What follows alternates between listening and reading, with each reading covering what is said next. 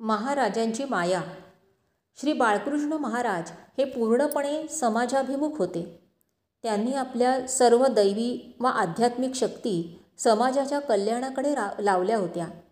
सर्व समाज ज्ञानी, सुसंस्कृत, दैवी गुणाने युक्त व्हावा असं त्यांना वाटत असे आणि त्यानुसार ते लोकांना उपदेश करत असत, मार्ग दाखवत असत. सांदपाड्याच्या आणि तुर्भ्याच्या लोकांबद्दल त्यांना फार लोभ वाटायचा. विशेषतः सामंत घराणं आणि महाजन घराणं यांच्यावर तर त्यांची अपार माया असे. महानिर्वाणानंतरही त्यांची कृपा या दोन घराण्यांवर कायम राहिली. त्यांच्या संरक्षणाकरता ते सदैव शक्तिरूपाने येऊन फेऱ्या मारून जात. एकदा श्री अण्णा सामंत काही कामानिमित्त 2 दिवस बाहेरगावी गेले असता रात्री घरात जबाबदार माणूस म्हणून त्यांची मोठी मुलगी भीमाबाई ही एकटीच होती. बाकीची सर्व लहान मुलं होती. घराच्या नैऋत्य कोपऱ्यात न्हाणीघर होतं. तिथे स्वाभाविकपणे राख वगैरे पडलेली असायची. दुसऱ्या दिवशी सकाळी भीमाबाई न्हाणीत विस्तव घालायला म्हणून गेली तर तिला तिथे राखेत 2 आणि जमिनीवर राख लागलेली 2 अशी 4 पावलं उमटलेली दिसली.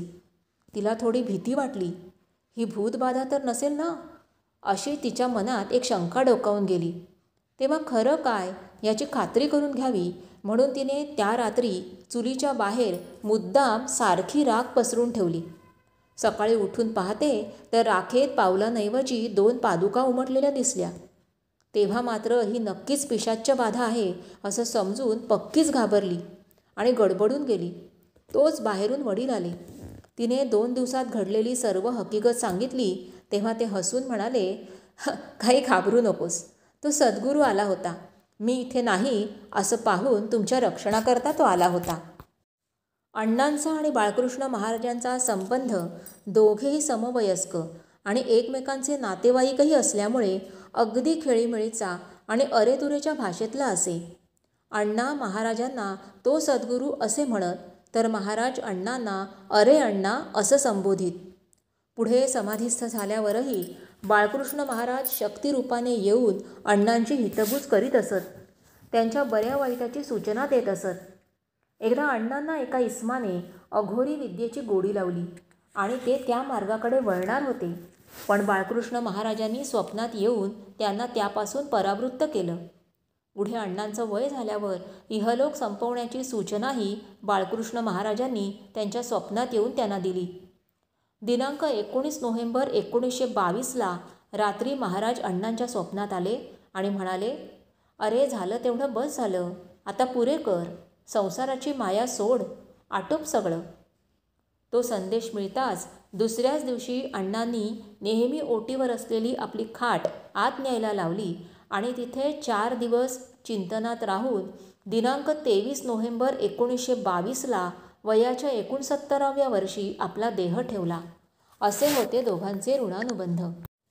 शिष्याची ओढ.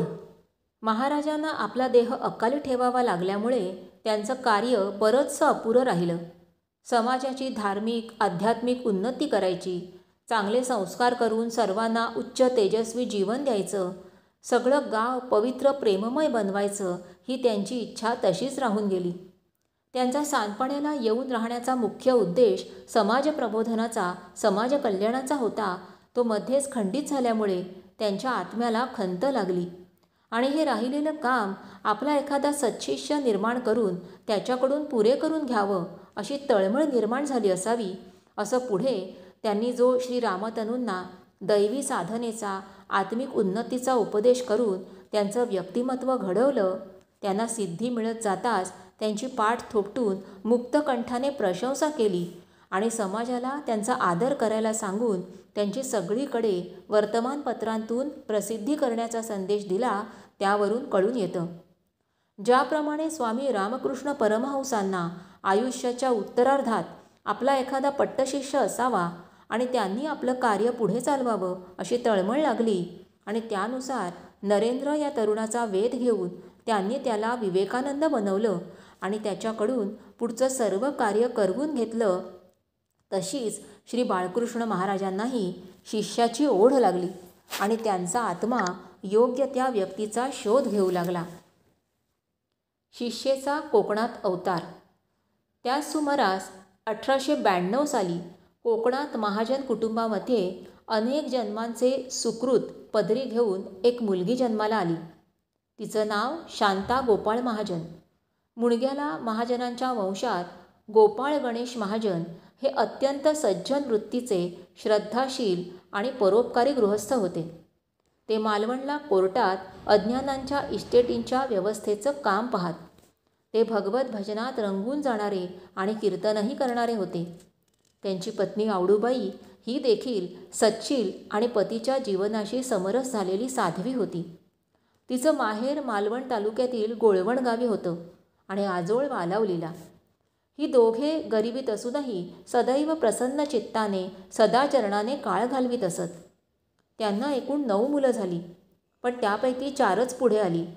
पहिली सुंदराबाई, दुसरे गणेश, तिसरी शांता आणि चौथे बळवंत. या मुलांचं संगोपन गरिबीतही गोड कौतुकाने होत होतं. पण दैवयोग खडतर असा की ही सर्व मुलं लहान असतानाच वडील श्री गोपाळराव 1900 साली एकाएकी आजारी पडून परलोकवासी झाले. कुटुंबाचा आधारच अकस्मात तुटून पडला. मुलांच्या आईवर हा फार मोठा आघात होता. स्वतःचं दुःख दूर ठेवलं तरी मुलांचं संगोपन पुढे कसं करावं हा घोर प्रश्न तिच्यापुढे आ वासून उभा राहिला. पण तुर्भ्याच्या आतेने यावेळी हात दिला. सर्व मुलांसह आपल्या भावजईला तिने तुर्भ्याला आणलं. तिथपासून या मुलांचा सर्व जीवनक्रम तुर्भ्याला आतेच्या घरात आतेच्या मार्गदर्शनाखाली सुरू झाला. आतेने मुलांना शिक्षणाला लावलं आणि मुलींची योग्य स्थळं पाहून लग्नही लावून दिली. पहिली मुलगी सुंदराबाई ही माळगावकर घराण्यात दिली होती. तिचे यजमान श्री बापू बाबाजी माळगावकर यांचं प्रथम मालवणला किराणा मालाचं दुकान होतं. पण त्यात नुकसान होऊन दिवाळं निघाल्यामुळे ते मालवण सोडून पुढे कुटुंबासह ठाण्याला येऊन राहिले. त्यांना बापू काका असेही म्हणतात. दुसरे श्री गणेश हे मॅट्रिक होऊन खटाव मंकजी मिलमध्ये नोकरीला लागले. त्यांना ठाण्याचे श्री बाळकृष्णराव सामंत यांची मुलगी काशी ही दिली होती. तिचं घरचं नाव सरस्वती. तिसरी शांता ही कोकणात कुडाळ तालुक्यात गोंदयाळे गावी धोंड घराण्यात दिली होती. तिचं लग्न 1903 साली झालं आणि त्यावेळी तिचं वय फक्त 11 वर्षांचं होतं. तिच्या यजमानांचं नाव वामनराव धोंड. हे कोर्टात बेलीफ होते. साधारणपणे सुस्थितीतलंच त्यांचं जीवन होतं. विचाराने आचाराने ते समंजस वृत्तीचे, प्रेमळ आणि उदार गृहस्थ होते. भगवत भक्तीकडेही त्यांचा ओढा फार होता. पण ते दुर्दैवाने अल्पायुषी ठरले आणि लग्न झाल्यावर 1 वर्षाच्या आतच त्यांचं देहावसान झालं. शांता वयाच्या अवघ्या 12व्या वर्षी विधवा बनली आणि परत आपल्या माहेरी तुर्भ्याला आतेच्या घरी आली. चौथे भाऊ बळवंत उर्फ अण्णा हे मॅट्रिक झाल्यावर ईस्ट इंडिया कॉटन असोसिएशनमध्ये क्लार्क म्हणून नोकरीला लागले. नोकरी सांभाळून त्यांनी होमिओपॅथीचा अभ्यास केला आणि पुढे निष्णात डॉक्टर बनले. ठाण्याला प्रथम उतळसरला आणि नंतर टेंभी नाक्यावर त्यांचा सुप्रसिद्ध दवाखाना होता. त्यांची पहिली पत्नी होती ही शांतेची पुतणी. आतेच्या सांगण्यावरून त्यांनी तिच्याशी लग्न केलं, पण तीही 1 वर्षाच्या आतच निवर्तली. दोन्ही भावंडांवर असा सारखाच तऱ्हेने लग्नानंतर 1 वर्षाच्या आतच जन्माची जोड विस्कटण्याचा प्रसंग गुदरला. श्री अण्णा त्यातून पुढे सावरले. त्यांनी 1924 साली दुसरं लग्न केलं. त्यांची दुसरी पत्नी सत्यवती ही अर्नाळ्याचे श्री बाबूराव गव्हाणकर यांची बहीण होय. पण शांतेवर हा जन्माचा वज्राघात होता. संसाराची पुसटशीही कल्पना येण्यापूर्वीच तिला ऐहिक सुखातून पूर्णपणे उठावं लागलं होतं. आता पुढे संसाराची बाजू तर नाहीच, पण शिक्षण इत्यादी नसल्यामुळे भौतिक जीवनात यशस्वी होण्याचे इतरही मार्ग पूर्णपणे बंद. त्यामुळे पुढील संपूर्ण जीवन प्रचंड शून्यासारखं भेसूरपणे तिच्यापुढे उभं राहिलं आणि जसजसं वय वाढत चाललं तसतशी हळूहळू ती अंतर्मुख बनत चालली. जीवनाचा वेध घेऊ लागली. सदाचार आणि ईशचिंतन याकडे तिचं मन आता अधिक वळलं. तिच्या वडिलांकडे रामनामाचा ठेवा होताच. त्यांचे संस्कारही लहानपणापासून तिच्यावर झाले होते. त्याचाच शेवटी तिने सर्वस्वी आधार घेतला. तिचे मोठे बंधू दादा यांनीही तिला तोच सल्ला दिला. तिच्या हातून पुढे फार मोठं दैवी कार्य व्हायचं होतं. म्हणूनच परमेश्वराने जणू लहानपणीच हा तडाखा देऊन तिला संसार बंधनातून पूर्ण मुक्त केलं असावं. टीप: सामान्यपणे आयुष्यात मिळणाऱ्या सुखदुःखावरून आपण माणसाच्या जीवनाची सफलता किंवा असफलता ठरवीत असतो. एका दृष्टीने पाहता ते ठीकही असते, कारण बाह्य दृष्टीची पोच त्या पलीकडे सहसा जाऊ शकत नाही.